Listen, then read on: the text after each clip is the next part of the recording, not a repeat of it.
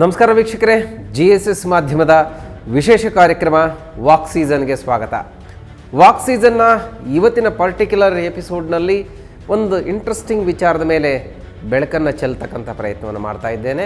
ಅದುವೇ ಇವತ್ತಿನ ಟಾಪಿಕ್ ಏನಪ್ಪ ಅಂತಂದರೆ, ಈ ಲ್ಯಾನ್ಸ್ಡೌನ್ ಬಿಲ್ಡಿಂಗ್ ಮೈಸೂರಿನ ಹೃದಯ ಭಾಗದಲ್ಲಿ ಅಸ್ತಿತ್ವ ಪಡೆದಿರತಕ್ಕಂಥ ಶಿಥಿಲಾವಸ್ಥೆಯಲ್ಲಿರ್ತಕ್ಕಂಥ ಪಾರಂಪರಿಕ ಕಟ್ಟಡದ ಅಳಿವು ಉಳಿವಿನ ಬಗ್ಗೆ ಮಾತನಾಡ್ತಾ ಇದ್ದೇನೆ. ಈ ಲ್ಯಾನ್ಸ್ಡೌನ್ ಬಿಲ್ಡಿಂಗನ್ನು ಇಟ್ಕೋಬೇಕಾ ಅಥವಾ ಕೆಡವಿ ಮತ್ತೆ ಕಟ್ಟಬೇಕಾ ಅನ್ನತಕ್ಕಂಥದ್ದು ಇವತ್ತಿನ ಬಹುದೊಡ್ಡ ಚರ್ಚಿತ ವಿಚಾರ.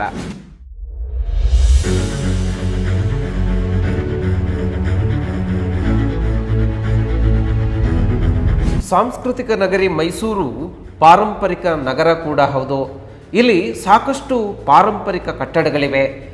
ಒಂದೊಂದು ಕಟ್ಟಡವು ಒಂದೊಂದು ಇತಿಹಾಸದ ಕಥೆಯನ್ನು ಸಾರುತ್ತದೆ.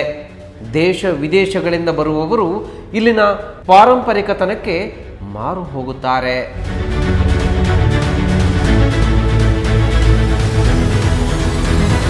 ಮೈಸೂರಿನ ಹೃದಯ ಭಾಗದಲ್ಲಿಯೂ ಸಹ ನಮಗೆ ಪಾರಂಪರಿಕ ಕಟ್ಟಡಗಳು ಕಾಣಸಿಗುತ್ತವೆ.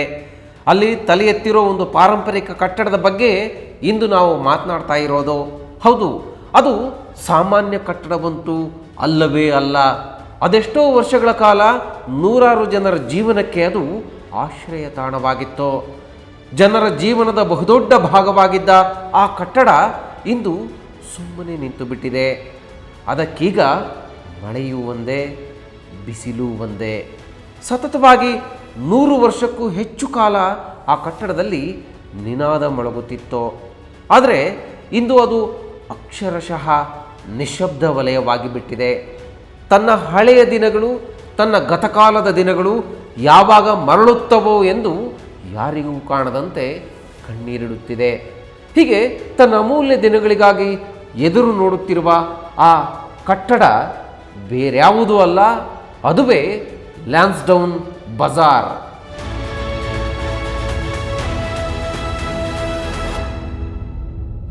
ಅದೊಂದು ತನ್ನದೇ ಆಗಿರ್ತಕ್ಕಂಥ ಭವ್ಯವಾದಂಥ ಇತಿಹಾಸ ಹೊಂದಿರತಕ್ಕಂಥ ಒಂದು ಸುಂದರವಾದಂತಹ ಕಟ್ಟಡ, ಅದುವೇ Lansdowne building.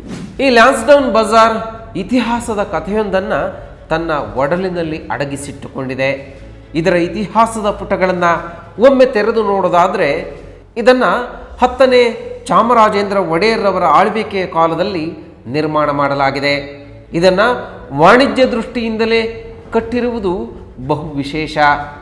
Range of Bazaar ಅಂದರೆ ಅಂಗಡಿ ಮಳಿಗೆಗಳ ಶ್ರೇಣಿ ಎಂಬ ಕಲ್ಪನೆಯಲ್ಲಿ ಇದು ಭವ್ಯವಾಗಿ ನಿರ್ಮಾಣಗೊಂಡಿದೆ. ಈ ಪಾರಂಪರಿಕ ಕಟ್ಟಡವು ಗೋಥಿಕ್ ಶೈಲಿಯಲ್ಲಿ ನಿರ್ಮಾಣವಾಗಿರತಕ್ಕಂಥದ್ದು ಮತ್ತೊಂದು ವಿಶೇಷ.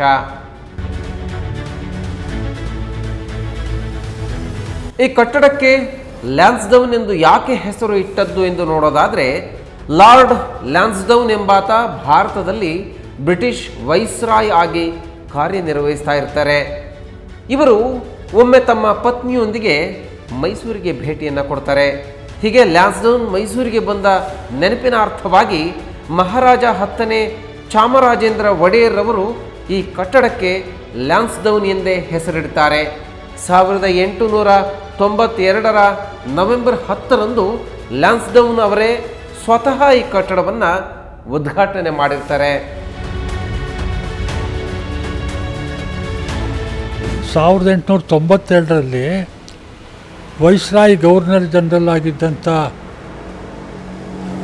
ಇವನು ಲ್ಯಾನ್ಸ್ಡೌನ್ ಅನ್ನೋನು ಮೈಸೂರಿಗೆ ಬರ್ತಾನೆ. ಅವನ ಹೆಸರಲ್ಲಿ ಆ ಕಟ್ಟಡವನ್ನು ಅವ್ರ ಹೆಸರಿಡ್ತಾರೆ. ಅದಕ್ಕೆ ಲ್ಯಾನ್ಸ್ಡೌನ್ ಬಜಾರ್, ಬಿಲ್ಡಿಂಗ್ ಅಲ್ಲ, ಲ್ಯಾನ್ಸ್ಡೌನ್ ಬಜಾರ್ ಮಾರ್ಕೆಟ್ಟು. ಈ ಲ್ಯಾನ್ಸ್ಡೌನ್ ಕಟ್ಟಡದ ನೆಲ ಮಹಡಿಯಲ್ಲಿ 54 ಮತ್ತು ಮೊದಲ ಮಹಡಿಯಲ್ಲಿ 42 ವ್ಯಾಪಾರ ಮಳಿಗೆಗಳಿವೆ. ಈ ಕಟ್ಟಡ ಸಾಕಷ್ಟು ಸಾಮಾನ್ಯ ಜನರ ಜೀವನವನ್ನು ರೂಪಿಸಿಕೊಳ್ಳಲು ಬಹುದೊಡ್ಡ ಪಾತ್ರವನ್ನು ವಹಿಸಿತ್ತು. ಮೈಸೂರಿನಲ್ಲಿ ಇಂದಿಗೂ ಕೆಲವರು ಈ ಲ್ಯಾನ್ಸ್ಡೌನ್ ಬಿಲ್ಡಿಂಗನ್ನು ಬಹಳ ವಿಶೇಷವಾಗಿ ಸ್ಮರಿಸಿಕೊಳ್ತಾರೆ. ಅದರಲ್ಲೂ ವಿದ್ಯಾರ್ಥಿಗಳಿಗೆ ಇಲ್ಲಿ ಸಿಗ್ತಾ ಇದ್ದಂಥ ಸೆಕೆಂಡ್ ಹ್ಯಾಂಡ್ ಪುಸ್ತಕದಿಂದ ಅದೆಷ್ಟೋ ಪ್ರಯೋಜನಗಳಾಗಿವೆ.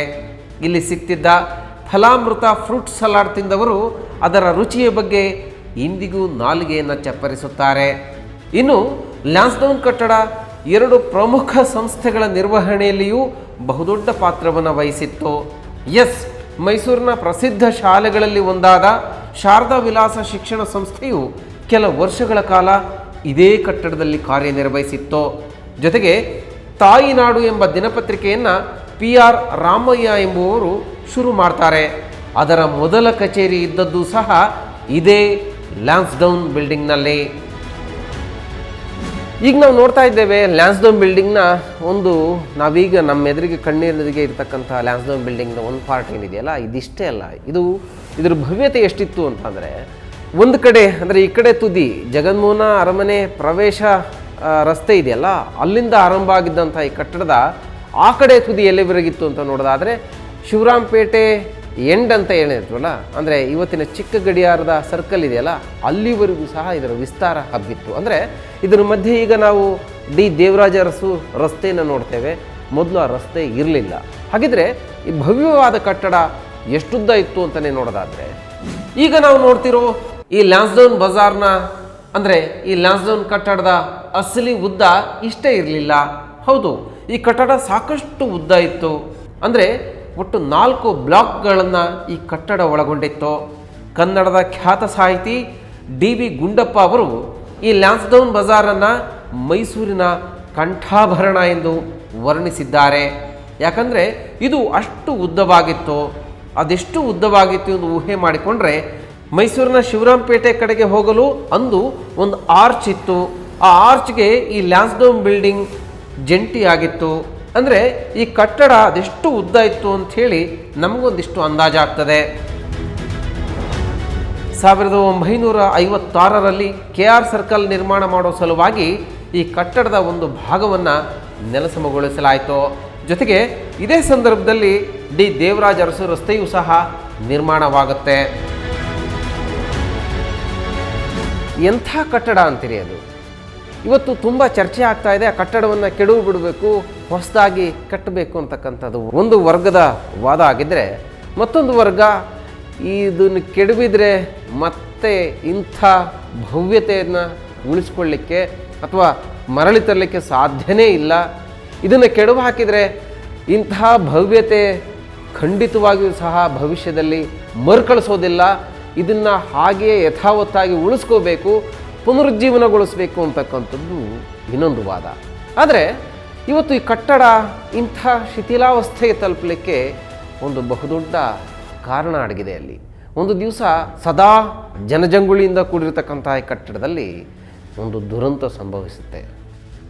ಹೌದು, ಈ ಲ್ಯಾನ್ಸ್ಡೌನ್ ಕಟ್ಟಡ ಒಂದು ವಾಣಿಜ್ಯ ಕಟ್ಟಡವಾಗಿದ್ದು ಸುಮಾರು 9 ವರ್ಷಗಳ ಹಿಂದೆ ಇಲ್ಲಿ ವ್ಯಾಪಾರ ವಹಿವಾಟು ಅತ್ಯಂತ ಭರ್ಜರಿಯಾಗಿ ನಡೆಯುತ್ತಿತ್ತು. ಆದರೆ 2012ರ ಆಗಸ್ಟ್ ತಿಂಗಳ ಕೊನೆಯಲ್ಲಿ ನಡೆದಂತಹ ದುರಂತದಿಂದಾಗಿ ಅಂದಿನಿಂದ ಇಂದಿನವರೆಗೆ ಈ ಕಟ್ಟಡ ಯಾರಿಗೂ ಬೇಡವಾದ ಸ್ಥಿತಿಯಲ್ಲಿ ಅಸ್ತಿತ್ವವನ್ನು ಕಂಡುಕೊಂಡಿದೆ.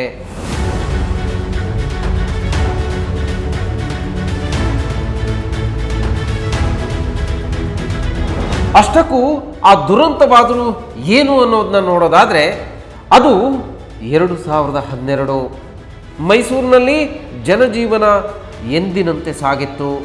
ಆ ವರ್ಷ ಆಗಸ್ಟ್ನಲ್ಲಿ ಕೇಳಿಬಂದ ಆ ಶಾಕಿಂಗ್ ನ್ಯೂಸ್ ಇಂದಿಗೂ ಸಹ ಬಹುತೇಕರು ಮರೆತಿಲ್ಲ. ಹೌದು, 2012ರ ಆಗಸ್ಟ್ ತಿಂಗಳ ಕೊನೆಯಲ್ಲಿ 3-4 ದಿವಸ ಸತತವಾಗಿ ಮಳೆಯಾಗಿತ್ತು. ಇದರಿಂದ ಲ್ಯಾನ್ಸ್ಡೌನ್ ಬಜಾರ್ನ ದಕ್ಷಿಣ ಭಾಗದಲ್ಲಿರುವ ಮಳಿಗೆಯೊಂದು ಕುಸಿದು ಬಿತ್ತು. ಈ ಘಟನೆಯಲ್ಲಿ 4 ಪ್ರಾಣ ಪಕ್ಷಿ ಹಾರಿಹೋಯಿತು. ಹೀಗಾಗಿ ಈ ಕಟ್ಟಡದಲ್ಲಿ ವ್ಯಾಪಾರ ನಡೆಸೋದು ಸೂಕ್ತವಲ್ಲ ಎಂದು ಪರಿಗಣಿಸಿ ಇಲ್ಲಿದ್ದ ಮಳಿಗೆಗಳಿಗೆ ಬೀಗವನ್ನು ಜಡಿಯಲಾಯಿತು. ಈ ಮೂಲಕ ಲ್ಯಾನ್ಸ್ಡೌನ್ ಬಜಾರ್ ಮೌನಕ್ಕೆ ಶರಣಾಯಿತು. ಆದರೆ ಪಾರಂಪರಿಕ ಕಟ್ಟಡಗಳ ನಿರ್ವಹಣೆ ಮಾಡೋ ಕಡೆ ಮೈಸೂರಿನ ಅಧಿಕಾರಿಗಳು ಗಮನ ಹರಿಸಲಿಲ್ಲವೇ ಎಂಬ ಪ್ರಶ್ನೆಯೊಂದು ಪಾರಂಪರಿಕ ತಜ್ಞರ ಈ ಮಾತನ್ನ ಕೇಳಿದ ಮೇಲೆ ನಿಜ ಅನಿಸುತ್ತೆ. 2011ರಲ್ಲಿ ಒಂದು ಸರಿ ಇನ್ಸ್ಪೆಕ್ಷನ್ ಮಾಡಿದ್ವಿ. ಅದು ಬಿದ್ದಿದ್ದು 2012 ಲ್ಯಾನ್ಸ್ಡೌನ್ ಬಿಲ್ಡಿಂಗು. ಅದಕ್ಕೆ ಮುಂಚೆ ಇನ್ಸ್ಪೆಕ್ಷನ್ ಮಾಡಿ ಎಲ್ಲಿ ವೀಕ್ ಇದೆ ಅದನ್ನು ನೀವು ಸರಿ ಮಾಡಿ ಅಂಥೇಳಿ ಹೆರಿಟೇಜಿಂದ ಕಾರ್ಪೊರೇಷನ್ಗೆ 75,000 ದುಡ್ಡು ಕೊಟ್ವಿ. ಹಾಗೆ ಮಾಡಿದರೆ ಆ ಕಡೆ ಭಾಗ ಬೀಳ್ತಾನೂ ಇರಲಿಲ್ಲ, 2 ಜೀವನೂ ಹೋಗ್ತಿರಲಿಲ್ಲ. 2012ರಿಂದ ಈ ಕ್ಷಣದವರೆಗೆ ಈ ಕಟ್ಟಡವನ್ನು ಸಂಪೂರ್ಣ ಕೆಡವಾಕಬೇಕು ಅನ್ನೋ ಕಡೆ ಒಂದು ವಾದ, ಮತ್ತು ಇನ್ನೊಂದು ಕಡೆ ಅದನ್ನು ಯಥಾವತ್ತಾಗಿ ಉಳಿಸ್ಕೋಬೇಕು ಅನ್ನೋ ವಾದ, ಮತ್ತು ಇಲ್ಲ ಯಥಾವತ್ತಾಗಿ ಉಳಿಸದೇ ಇದ್ದರೂ ಸಹ ಒಂದಿಷ್ಟು ಸಣ್ಣ ಮಟ್ಟದ ಪುನರುಜ್ಜೀವನ ಕಾರ್ಯವನ್ನು ಆ ಕಟ್ಟಡಕ್ಕೆ ಕಲ್ಪಿಸಿ ಆ ಮೂಲಕ ಅದನ್ನು ಒಂದಿಷ್ಟು ಸುಸ್ಥಿತಿಯಲ್ಲಿ ಕಾಯ್ದುಕೊಳ್ಳೋಣ ಅಂಥೇಳಿ ಈ 3 ಆಸ್ಪೆಕ್ಟ್ಸಲ್ಲಿ ನಡೆದಂತಹ ಚರ್ಚೆಯ ನಡುವೆ 2012ರಿಂದ ಈವರೆಗೆ ಏನೆಲ್ಲ ಬೆಳವಣಿಗೆ ಆಯಿತು, ಏನೆಲ್ಲ ಘಟನಾವಣೆಗಳು ನಡೆದು ಅನ್ನೋದನ್ನೇ ನೋಡೋದಾದರೆ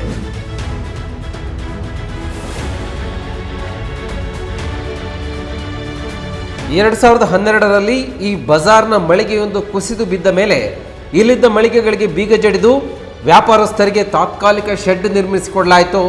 ಜೊತೆಗೆ ಕಟ್ಟಡ ದುರಸ್ತಿಗೊಳಿಸಿ ಆದಷ್ಟು ಬೇಗ ಹಸ್ತಾಂತರಿಸುತ್ತೇವೆಂದು ಸರ್ಕಾರ ಭರವಸೆ ಕೂಡ ನೀಡಿತ್ತು. ಆದರೆ 9 ವರ್ಷ ಕಳೆದರೂ ಇದು ಇಂದಿಗೂ ಸಾಧ್ಯವಾಗಿಲ್ಲ. ಇದಕ್ಕೆ ಕಾರಣ ಕಮಿಟಿಗಳ ಭಿನ್ನ ವರದಿಗಳು.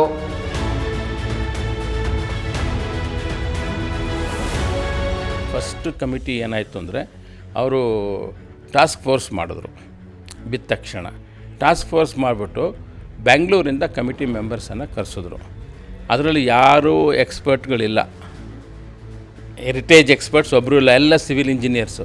ಒಬ್ಬರು ಗೋವಿಂದನ್ ಕುಟ್ಟಿ ಅಂತ, ಅವ್ರು expert in conservation and preservation. ಅವರು ರಿಪೋರ್ಟ್ ಕೊಟ್ಟಾಗ ಇವನು ಡಿಸೆಂಟ್ ನೋಟ್ ಹಾಕಿದ್ದಾನೆ ಗೋವಿಂದನ್ ಕುಟ್ಟಿ.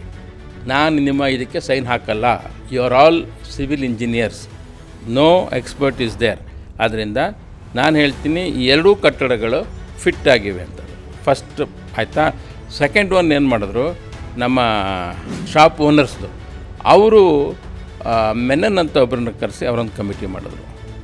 ಆ ಕಮಿಟಿ ರಿಪೋರ್ಟು ಕ್ಲೀನಾಗಿ ಕೊಟ್ಟಿದೆ, ಏನು ಮಾಡ್ಬೋದು, ಹೇಗೆ ಮಾಡ್ಬೋದು, ಹೇಗೆ ಇದನ್ನು ಪ್ರಿಸರ್ವ್ ಮಾಡ್ಬೋದು ಅಂತ ಒಡೆಯೋ ಮಾತೇ ಆಡಿಲ್ಲ ಅವರು. ಅವ್ರದ್ದು 2ನೇ ಕಮಿಟಿ. 3ನೇ ಕಮಿಟಿ ನಮ್ಮದು. ಈ 3ನೇ ಕಮಿಟಿ ಯಾರು ಮಾಡಿದ್ದು ಅಂದರೆ ಇವ್ರು ಹೊಡಿಬೇಕು ಅಂತ ತೀರ್ಮಾನ ಮಾಡಿಬಿಟ್ಟು ಒಂದು ಪ್ಲ್ಯಾನ್ ತೊಗೊಂಬಂದ್ಬಿಟ್ಟಿದ್ರು. ಆ 3rd committee report corporation engineer ಇದ್ದರು, 2 ಇಂಜಿನಿಯರ್ಗಳಿದ್ದರು. ನಾವು ಹೆರಿಟೇಜ್ ಕಮಿಟಿ ಮೆಂಬರ್ಸು 2 ಕಟ್ಟಡನ ಒಂದೇ ದಿವಸ ಸರ್ವೆ ಮಾಡಿ ರಿಪೋರ್ಟ್ ಕೊಟ್ಟಿದ್ದೀವಿ. This is fit for conservation ಅಂತ. ಮೈಸೂರಿನಲ್ಲಿ ಬಹುದೊಡ್ಡ ಸಂಖ್ಯೆಯಲ್ಲಿ ಪಾರಂಪರಿಕ ಕಟ್ಟಡಗಳ ಅಸ್ತಿತ್ವ ಪಡೆದಿವೆ. ಮೈಸೂರಿನಲ್ಲಿ ಪಾರಂಪರಿಕ ಕಟ್ಟಡಗಳ ಸಂಖ್ಯೆ ಬಹು ದೊಡ್ಡದಿದೆ, ಅದರ ಲಿಸ್ಟೇ ತುಂಬ ದೊಡ್ಡದು. ಹಾಗಾಗಿ ಮೈಸೂರಿಗೆ ಒಂದು ಪಾರಂಪರಿಕ ನಗರ ಅಂತಕ್ಕಂಥ ಹಣೆಪಟ್ಟಿಯೂ ಸಹ ಬಂದಿದೆ. ಹಾಗೆ ನೋಡಿದರೆ ಲ್ಯಾನ್ಸ್ಡೌನ್ ಬಿಲ್ಡಿಂಗ್ ಒಂದು ಪಾರಂಪರಿಕ ಕಟ್ಟಡ. ಎಂಥ ಕಟ್ಟಡ, ಅದರ ಭವ್ಯತೆ ಏನು, ಅದರ ನಿರ್ಮಾಣದ ಗುಣಮಟ್ಟ ಏನು ಅನ್ನೋದನ್ನೇ ನಾವು ನೋಡೋದಾದರೆ, ಈಗ ಲ್ಯಾನ್ಸ್ಡೌನ್ ಬಿಲ್ಡಿಂಗ್ನಲ್ಲಿ ಒಂದು ಇಂಪಾರ್ಟೆಂಟ್ ಆರ್ಕಿಟೆಕ್ಚರಲ್ ಇನ್ಫಾರ್ಮೇಷನ್ ಇದೆ. ಫಾರ್ ಎಕ್ಸಾಂಪಲ್, ಮೇಲೆ ಫಸ್ಟ್ ಫ್ಲೋರ್ ಇದೆ, ಗ್ರೌಂಡ್ ಫ್ಲೋರ್ ಇದೆ.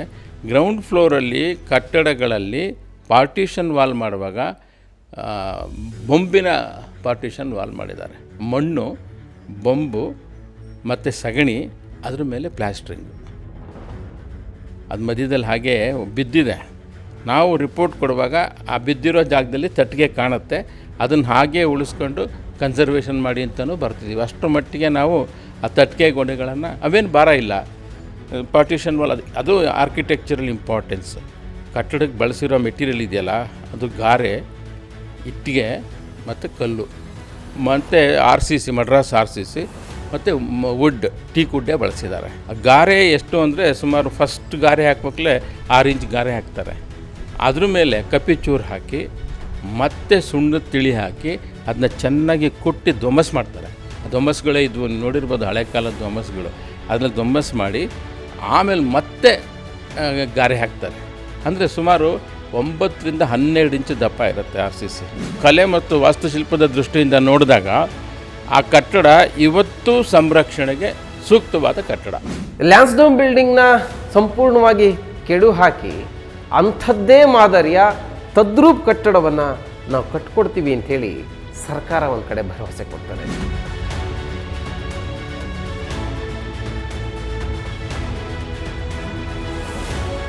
ಒಂದು ಕಡೆ ಲ್ಯಾನ್ಸ್ಡೌನ್ ಬಿಲ್ಡಿಂಗ್ ಬಜಾರನ್ನು ಸಂಪೂರ್ಣವಾಗಿ ನೆಲಸಮಗೊಳಿಸಿ ಹೊಸದಾಗಿಯೇ ಕಟ್ಟಬೇಕು ಅನ್ನೋ ವರದಿ ಇದೆ.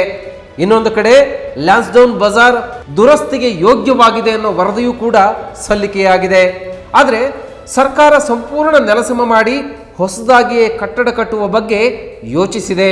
ಇದಕ್ಕೆ ಪುಷ್ಟಿ ನೀಡುವಂತೆ ಈಚೆಗೆ ಮೈಸೂರಿಗೆ ಭೇಟಿ ನೀಡಿದ್ದ ನಗರಾಭಿವೃದ್ಧಿ ಸಚಿವ ಭೈರತಿ ಬಸವರಾಜು ಅವರು ಲ್ಯಾನ್ಸ್ಡೌನ್ ಬಜಾರನ್ನು ನೆಲಸಮಗೊಳಿಸಿ ಈಗ ಇರುವ ಶೈಲಿಯಲ್ಲಿಯೇ ಮರು ನಿರ್ಮಾಣ ಮಾಡುವ ಭರವಸೆಯ ಮಾತುಗಳನ್ನಾಡಿದ್ದಾರೆ.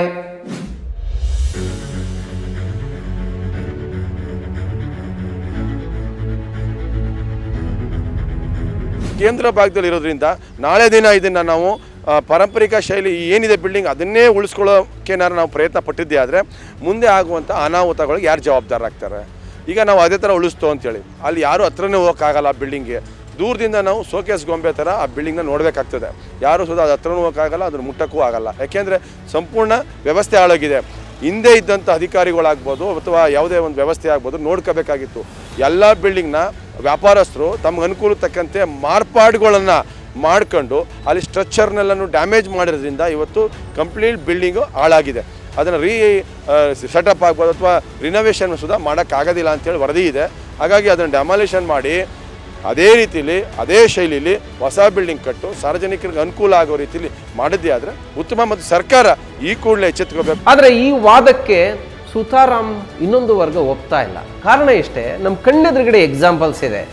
ಇದೇ ರೀತಿಯ ಪಾರಂಪರಿಕ ಕಟ್ಟಡವನ್ನು ಹಾಳ್ಗೆಡವಿ ಅಂದರೆ ಕೆಡವು ಹಾಕಿ ಮತ್ತೆ ಪುನರ್ ನಿರ್ಮಾಣ ಮಾಡ್ತೀವಿ ಅಂತೇಳಿ ಒಂದು ಭರವಸೆ ಕೊಟ್ಟು ಕೆಡವಿದ್ರಲ್ಲ, ಅದರ ಸ್ಥಿತಿ ಏನಾಗಿದೆ ಅನ್ನೋದನ್ನೇ ನಾವು ನೋಡೋದಾದರೆ ಬೀಳಿಸಿದ್ರೆ ಅವ್ರ ಪ್ಲ್ಯಾನ್ ಹೇಳ್ತೀನಿ ಕೇಳಿ. ಕಾರ್ಪೊರೇಷನವರು ಮಲ್ಟಿ ಸ್ಟೋರಿಡ್ ಬಿಲ್ಡಿಂಗ್ ಕಟ್ಟಬೇಕು ಅಂತಿದ್ದಾರೆ. ಮಕ್ಕಾಜಿ ಚೌಕದಲ್ಲಿ ಏನಾಗಿದೆ ನೋಡಿದ್ದೀರಾ? ಈ ಮಳೆ ಬಂದರೆ ಕೊಚ್ಚೆ ಗುಂಡಿ ಒಂದೇ ಒಂದು ನರ್ಪಿಳ್ಳೆ ಒಳಗೆ ಹೋಗೋಕ್ಕಾಗಲ್ಲ. ರಾತ್ರಿ ಹೊತ್ತು ಮಾಡಬಾರ್ದು ಕೆಲಸಗಳು ನಡೆಯುತ್ತೆ ಅಲ್ಲಿ. ಇವತ್ತು ನೀವು ಕಾಂಟ್ರಾ ಬೀಳಿಸ್ಬಿಟ್ರೆ ಏನು ಮಾಡ್ತೀರಿ ಅಲ್ಲಿ? ಹಳೇ ಪರಂಪರೆ ಏನಿದೆ ಉಳಿಸಿ.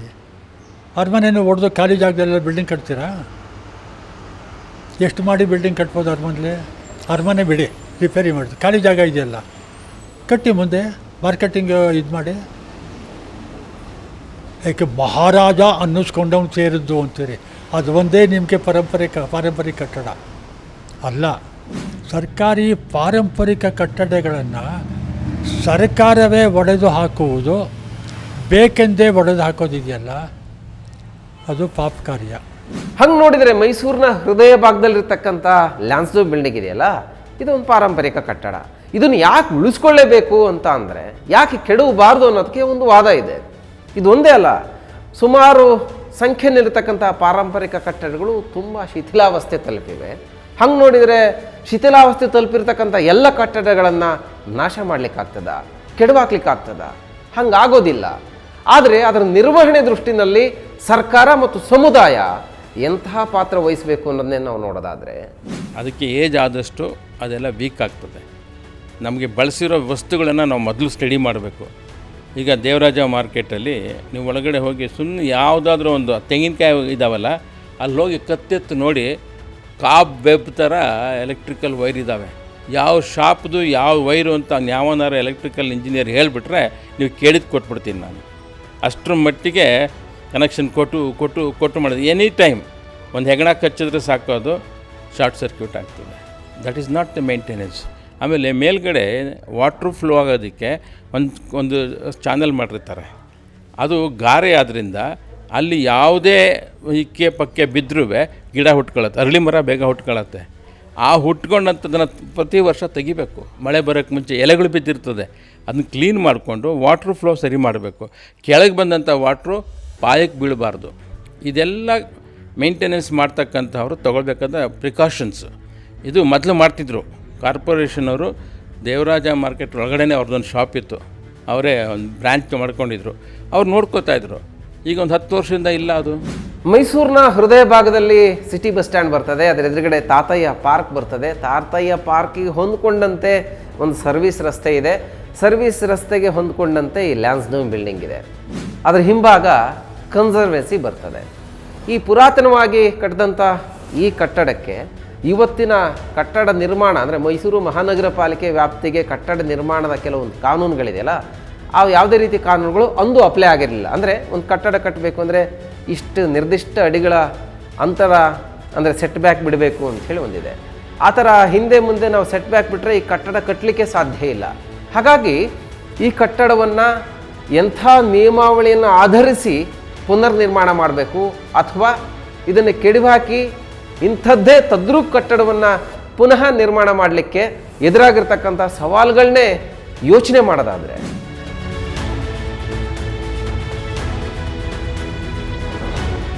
2012ರಲ್ಲಿ ಮಳೆಗೆ ಕುಸಿದು ಬಿದ್ದ ನಂತರ ಲ್ಯಾನ್ಸ್ಡೌನ್ ಬಜಾರ್ನಲ್ಲಿ ಅಭಿವೃದ್ಧಿ ಕಾಮಗಾರಿ ಕೈಗೊಳ್ಳಲಾಗಿತ್ತು. ಆದರೆ ಅದೇಕೋ ಏನೋ ಈ ಅಭಿವೃದ್ಧಿ ಕಾಮಗಾರಿಯನ್ನು ಅರ್ಧಕ್ಕೆ ನಿಲ್ಲಿಸಲಾಗಿದೆ. ಇದು ಯಾವಾಗ ಬಗೆಹರಿಯುತ್ತೋ, ನಮಗೆ ಯಾವಾಗ ವ್ಯಾಪಾರ ಮಳೆಗೆ ಸಿಗುತ್ತೋ ಎಂದು ಜಾತಕ ಪಕ್ಷಿಗಳಂತೆ ಕಾಯ್ತಿರೋ ವ್ಯಾಪಾರಸ್ಥರ ಕಥೆ ಮಾತ್ರ ಹಾಗೆಯೇ ಮುಂದುವರೆದಿದೆ. ಅದೇನು ಅತ್ತೆ ಇದ್ರ ಜಗಳದಲ್ಲಿ ಕೂಸು ಬಡವಾಯ್ತು ಅಂದಂಗೆ ದೇವರಾಜ ಮಾರ್ಕೆಟ್ ಅದು ಆರ್ಚ್ ಬಿತ್ತು ಅನ್ನೋದಕ್ಕಿಂತ ಬೀಳಿಸಿದ್ರು. ನಾನು ಅದನ್ನ ಧೈರ್ಯವಾಗಿ ಹೇಳ್ತೀನಿ. ನೀವು ಮಾರ್ಕೆಟಲ್ಲಿ ಯಾರನ್ನಾದ್ರೂ ಹೋಗಿ ಕೇಳಿ ಯಾರು ಬೀಳಿಸಿದ್ರು ಅಂತ ನಿಮಗೆ ಹೇಳ್ತಾರೆ. ಆ ಬಿದ್ದಂಥ ಜಾಗನ ಅಲ್ಲಿ ಬಿದ್ದರೆ ಇದು 40% ಕನ್ಸರ್ವೇಷನ್ ಆಗಿತ್ತು. ಸಾವನಿ ಕನ್ಸ್ಟ್ರಕ್ಷನ್ ಕಂಪ್ನಿಯವರು ಕಾಂಟ್ರಾಕ್ಟ್ ತಗೊಂಡು ಕಾಂಗ್ರೆಸ್ ಗೌರ್ಮೆಂಟ್ ಇದ್ದಾಗ ಸಿದ್ದರಾಮಯ್ಯ 4 ಕೋಟಿ ದುಡ್ಡು ಕೊಟ್ಟಿದ್ದರು.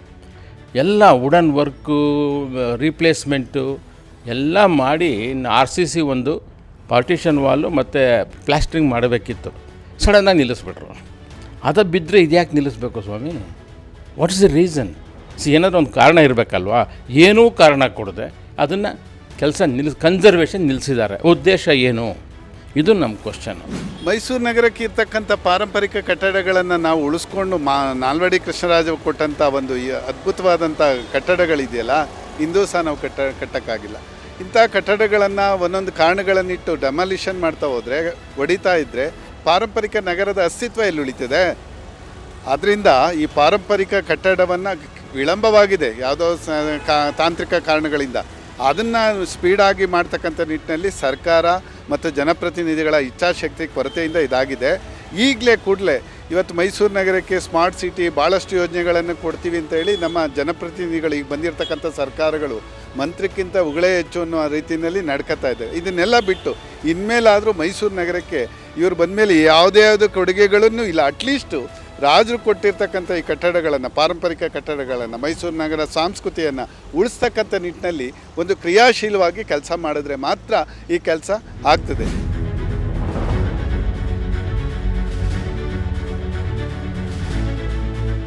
ಇನ್ನು ಲ್ಯಾನ್ಸ್ಡೌನ್ ಬಜಾರ್ ಸಂಪೂರ್ಣ ಶಿಥಿಲಗೊಂಡಿರೋದ್ರಿಂದ ಅದನ್ನು ಪೂರ್ಣವಾಗಿ ನೆಲಸಮಗೊಳಿಸಿ ಹೊಸದಾಗಿಯೇ ನಿರ್ಮಿಸಬೇಕೆಂದು ಟಾಸ್ಕ್ ಫೋರ್ಸ್ ಕಮಿಟಿ ವರದಿಯನ್ನು ಕೊಟ್ಟಿದೆ. ಒಂದು ವೇಳೆ ಹೊಸದಾಗಿಯೇ ನಿರ್ಮಿಸಲು ಮುಂದಾದರೆ ಇವತ್ತಿನ ಟೌನ್ ಪ್ಲಾನ್ ಪ್ರಕಾರ ಕೆಲ ತಾಂತ್ರಿಕ ತೊಡಕುಗಳು ಎದುರಾಗುವ ಸಾಧ್ಯತೆಗಳಿವೆ.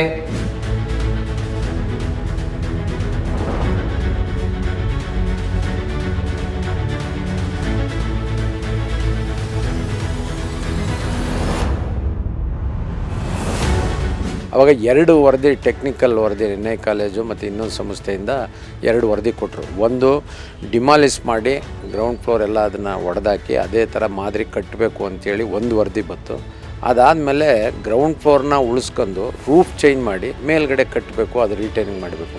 ಯಾಕೆ ಅದನ್ನು ರೀಟೈನ್ ಮಾಡಬೇಕು ಗ್ರೌಂಡ್ ಫ್ಲೋರ್ನ ಅಂತಂದರೆ, ಅದು ಸುಮಾರು 20-22 ಅಡಿ ಇದೆ, ಹಿಂದ್ಗಡೆ ಕನ್ಸರ್ವೆನ್ಸಿಗಲ್ಲಿದೆ, ಮುಂದೆ ರಸ್ತೆ ಇದೆ.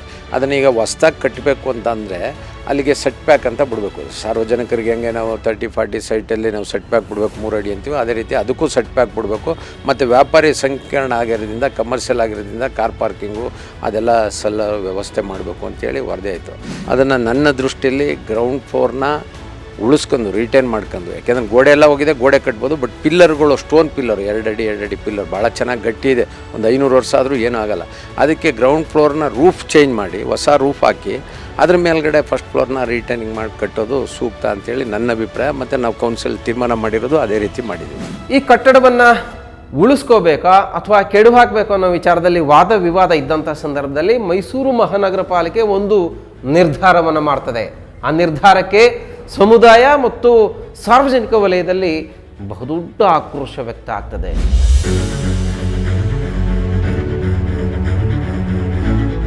ಲ್ಯಾನ್ಸ್ಡೌನ್ ಬಜಾರ್ ವಿಚಾರಕ್ಕೆ ಸಂಬಂಧಿಸಿದಂತೆ 2019ರ ಪಾಲಿಕೆ ಕೌನ್ಸಿಲ್ ಸಭೆಯಲ್ಲಿ ಲ್ಯಾನ್ಸ್ಡೌನ್ ಬಜಾರ್ ಸಂಪೂರ್ಣ ಶಿಥಿಲವಾಗಿದ್ದು ಅದನ್ನು ಪೂರ್ಣವಾಗಿ ನೆಲಸಮಗೊಳಿಸಿ ಪಾರಂಪರಿಕ ಶೈಲಿಯಲ್ಲಿಯೇ ನೂತನ ಕಟ್ಟಡ ನಿರ್ಮಿಸಲು ತೀರ್ಮಾನಿಸಲಾಗಿತ್ತು.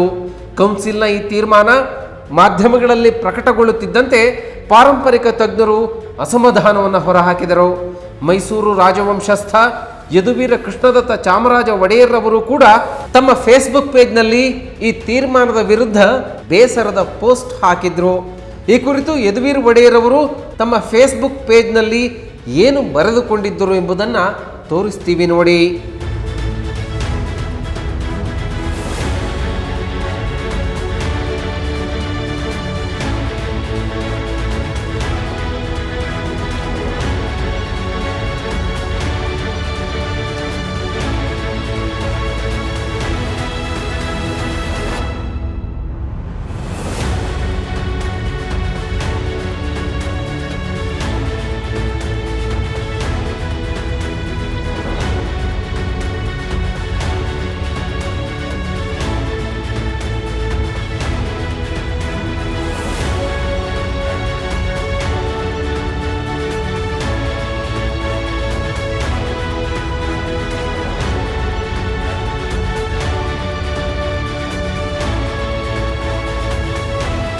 ಇದನ್ನು ಕಟ್ಟಡನ ಒಡೆದು ಮರು ನಿರ್ಮಾಣ ಮಾಡೋಕ್ಕೆ ಹೋದರೆ ಆಗ ಅದರ ಟೌನ್ ಪ್ಲಾನಿಂಗ್ ಆ್ಯಕ್ಟ್ ಪ್ರಕಾರ ಸಾಕಷ್ಟು ಜಾಗ ಬಿಡಬೇಕಾಗುತ್ತೆ. ಅಲ್ಲಿ ಜಾಗ ಇಲ್ಲ, ಕಾನೂನು ತೊಡಕುಗಳನ್ನು ಎದುರಾಗ್ತದೆ. ಅದರಿಂದ ಈಗ ಭಾಳಷ್ಟು ಮಕ್ಕಾಜಿ ಚೌಕ ಅವೆಲ್ಲ ಕೆಡಗಿದ್ರು. ಏನಾಯಿತು? ಅದರಿಂದ ಇವೆಲ್ಲ ಇದು ಮಾಡಬಾರ್ದು. ಕಟ್ಟಡಗಳನ್ನು ಇವತ್ತು ಭಾಳಷ್ಟು ನಿಮ್ಮ ರೈಲ್ವೆ ಇಲಾಖೆಗಳಲ್ಲಿ ಪಾರಂಪರಿಕ ಕಟ್ಟಡಗಳನ್ನು ಅದನ್ನು ಮೂವ್ ಮಾಡಿದ್ದಾರೆ. ಕಟ್ಟಡಗಳನ್ನು ಉಳಿಸ್ಬೇಕು ಅಂತಕ್ಕಂಥ ನಿಟ್ಟಿನಲ್ಲಿ ಭಾಳಷ್ಟು ಟೆಕ್ನಾಲಜಿಗಳಿದೆ. ಅಂಥದ್ರಲ್ಲಿ ಇಲ್ಲಿಂದ ಬೇರೆ ಕಡೆ ಮೂವ್ ಮಾಡುವ ತಾಂತ್ರಿಕ ಇದು ಬಂದಿರುವಾಗ ಇರೋ ಕಟ್ಟಡಗಳನ್ನು ಮರು ನಿರ್ಮಾಣ ಮಾಡೋಕ್ಕೆ ಯಾಕೆ ತೊಂದರೆ ಆಗಿದೆ? ಇದನ್ನು ನಮ್ಮ ತಜ್ಞರು ಯೋಚನೆ ಮಾಡಬೇಕಾಗಿದೆ. ಗ್ಲಾಸ್ಟೋನ್ ಬಿಲ್ಡಿಂಗು, ದೇವರಾಜ ಮಾರ್ಕೆಟು, ವಾಣಿ ವಿಲಾಸ ಮಾರ್ಕೆಟನ್ನು ಹಾಳು ಮಾಡಿದ್ರಲ್ಲಪ್ಪ. ಒಳಗಡೆ ಚೆನ್ನಾಗಿದೆ, ಅದು ಗಡಿಯಾರ ಇದ್ದದ್ದು ಬಿದ್ದೋಯ್ತು. ಅದನ್ನು ರಿಪೇರಿ ಮಾಡೋ ಯೋಗ್ಯತೆ ಇಲ್ವಾ ಅವ್ರಿಗೆ? ಕಾರ್ಪೊರೇಷನ್ಗೂ ಸರ್ಕಾರಕ್ಕೆ ಬೊಗಳೆ ಪಡೆಯೋದು ಬಿಡಿ, ದಯವಿಟ್ಟು ಊರಿಗೆ ಹೆಸರು ಕೊಡುವಂಥ, ಪ್ರಾಮುಖ್ಯತೆ ಕೊಡುವಂಥ, ಆಕರ್ಷಣೆ ಇರುವಂಥ ಕಟ್ಟಡಗಳನ್ನ ಸುರಕ್ಷಿತವಾಗಿ ರಿಪೇರಿ ಮಾಡಿಡಿ, ಹಾಳು ಮಾಡಬೇಡಿ.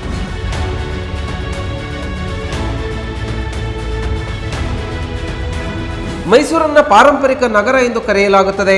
ಇಲ್ಲಿ ಸಾಕಷ್ಟು ಪಾರಂಪರಿಕ ಕಟ್ಟಡಗಳಿದ್ದು ಸರಿಯಾಗಿ ನಿರ್ವಹಣೆ ಮಾಡದಿದ್ರೆ ಅವುಗಳ ಕಥೆಯು ನಾಳೆ ಲ್ಯಾನ್ಸ್ಡೌನ್ ಬಜಾರ್ನಂತೆಯೇ ಆಗಬಹುದು. ಇನ್ನು ಪಾರಂಪರಿಕ ಕಟ್ಟಡಗಳಿಗೆ ಗ್ರೇಡ್ ಎಂದು ನೀಡಲಾಗಿದೆ.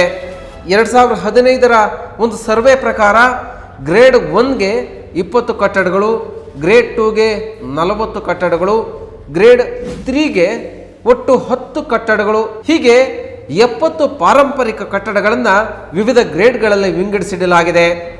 ಕೆಲ ಉದಾಹರಣೆಗಳನ್ನು ನೋಡೋದಾದರೆ ಅಂಬಾವಿಲಾಸ ಅರಮನೆ, ಜಗನ್ಮೋಹನ ಅರಮನೆ, ಲಲಿತ ಮಹಲ್ ಹೋಟೆಲ್, ಚೆಲುವಾಂಬ ವಿಲಾಸ್, ಜಯಲಕ್ಷ್ಮಿ ವಿಲಾಸ್ ಇವುಗಳನ್ನು ಗ್ರೇಡ್ 1ಕ್ಕೆ ಸೇರಿಸಿದರೆ ಕ್ರಾಫರ್ಡ್ ಹಾಲ್, ಚಾಮುಂಡಿ ಗೆಸ್ಟ್ ಹೌಸ್, ಚೆಲುವಾಂಬ ಆಸ್ಪತ್ರೆ ಇವುಗಳು ಗ್ರೇಡ್ 2ಕ್ಕೆ ಸೇರಿವೆ. ಹಾಗಾದರೆ ಈ ಗ್ರೇಡ್ ಯಾಕೆ ಮಾಡ್ತಾರೆ, ಲ್ಯಾನ್ಸ್ಡೌನ್ ಬಜಾರ್ ಯಾವ ಗ್ರೇಡ್ಗೆ ಸೇರಿದೆ ಎಂಬುದರ ಬಗ್ಗೆ ಪಾರಂಪರಿಕ ತಜ್ಞರು ಈ ರೀತಿಯ ವಿವರಣೆಯನ್ನು ಕೊಟ್ಟಿದ್ದಾರೆ. ಪಾರಂಪರಿಕ ಕಟ್ಟಡಗಳನ್ನು ABCDE ಅಂತ ಮಾಡಿದ್ದೀವಿ.